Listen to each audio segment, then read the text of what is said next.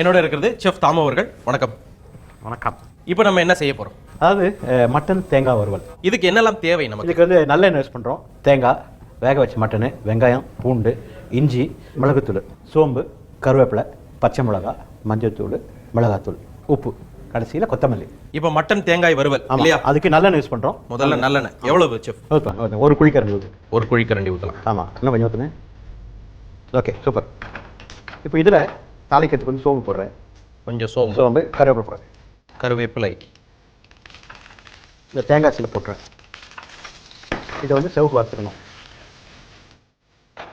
இன்னும் ஒன்று, இதை மொத்தம் கொஞ்சம் பொறுமை காமிச்சிங்க அப்படின்னா அந்த கலர் மாறும்போது you will enjoy the taste. Okay. இது சாதாரணமாக அந்த கிராமத்து சைடு பார்த்தீங்கன்னா மட்டன் சுக்கான்னு சொல்லுவாங்க. ஆல்மோஸ்ட் நம்மளுக்கு அந்த ப்ரௌன் கலர் கலர் எந்த கலர் இருக்குமோ அந்த கலர் வந்துச்சு. ஓகே. ஓகேயா? சுவர் வந்துவாங்க. இதில் சின்ன வெங்காயம். சின்ன வெங்காயம். நம்ம இப்போ வந்து ஒரு 1/4 கிலோ மட்டன் இருக்குமா நமக்கு? 2 கை வெங்காயம். ஓகே, 2 கை வெங்காயம். இப்போ தேங்காய் சில்லு நம்ம செதுக்கி போட்டது வந்து அது ஒரு கை. ஒரு கை. ஆமாம். இப்போ பச்சை மிளகா, காரத்துக்கு தகுந்த மாதிரி பச்சை மிளகா வச்சுருக்கேன். ஓகே. அதே மாதிரி இஞ்சி ஸ்டிப்ஸ். அண்ட் தென் பூண்டு.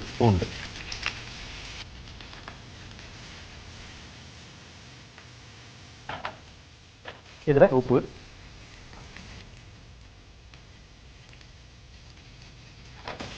மட்டன்லேயும் நம்ம லேசாக உப்பு போட்டு வேக வச்சிருக்கோம். அதனால் கொஞ்சம் அளவு போடணும். இப்போ மட்டன் போட்டுருங்க. ஓகே.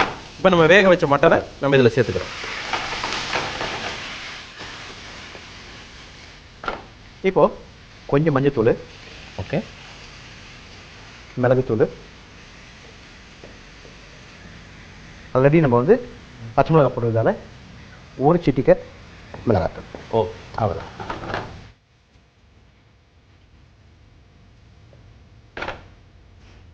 கொத்தமல்லி போடு.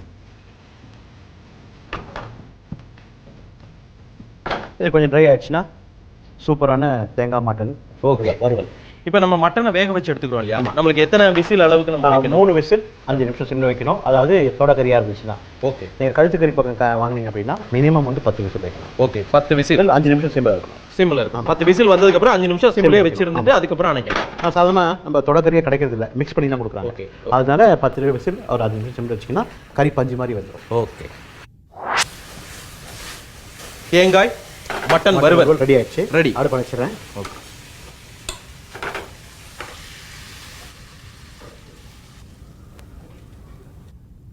மட்டன் தேங்காய் வறுவல் செஃப் தாமு கைவண்ணத்தில் ரெடியாக இருக்கு. டேஸ்ட் பார்க்குறேன்.